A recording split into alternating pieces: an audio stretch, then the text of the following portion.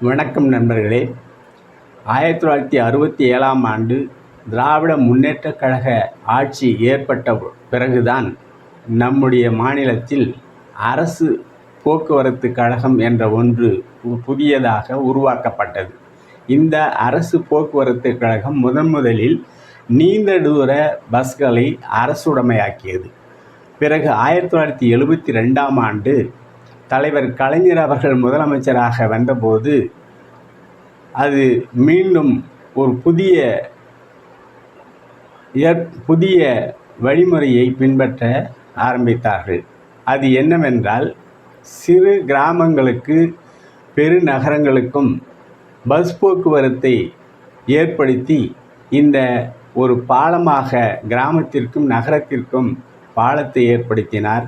அப்படி பாலமாக அமைந்த தலைவர் கலைஞர் அவர்களுடைய இந்த அரசு போக்குவரத்து கழகம் இன்று மக்கள் பயணங்களில் மிகவும் போற்றத்தக்க ஒன்றாக இருக்கின்றது.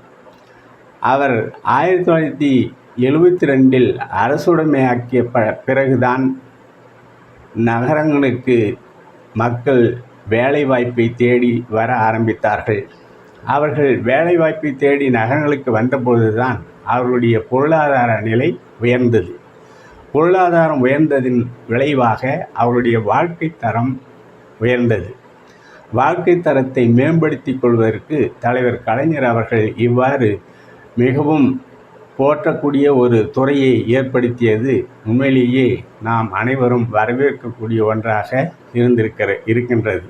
ஆகவே நம்முடைய இந்த கேளம்பாக்கம் பஸ் நிலையத்தில் ஒரு நண்பர் ஒருவர் போட்டிருந்தார். அதை பார்த்து போட்டிருந்தார் ஒரு வீடியோவில்.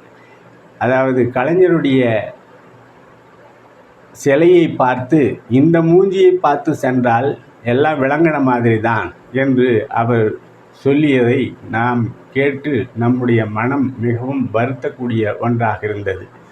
இன்று எந்த மக்கள் அவரை தூற்றுகிறார்களோ, அவர் ஏற்படுத்திய அந்த போக்குவரத்து கழகத்தின் இயங்கக்கூடிய பஸ்கள் மூலம்தான் அவர்கள் தங்களுடைய பயணத்தை மேற்கொண்டு அதன் மூலம் பயனடைந்து வருகிறார்கள் என்பதை அவர்கள் மறந்துவிட்டு இப்படி தலைவர் கலைஞர் அவர்களை தூற்றிக்கொண்டே இருக்கிறார்கள். அவர்கள் தூற்றுவோர் தூற்றட்டும், போற்றுவோர் போற்றட்டும், நம் பணியை நாம் தொடர்ந்து செய்வோம் என்ற உறுதியை மேற்கொண்டு இந்த செய்தியை மக்களுக்கு தோழர்கள் அனைவரும் எடுத்துரைக்க வேண்டும் என்ற நோக்கத்தில் இந்த வீடியோ வழங்கப்பட்டிருக்கிறது. நன்றி, வணக்கம். வாழ்க பெரியார்.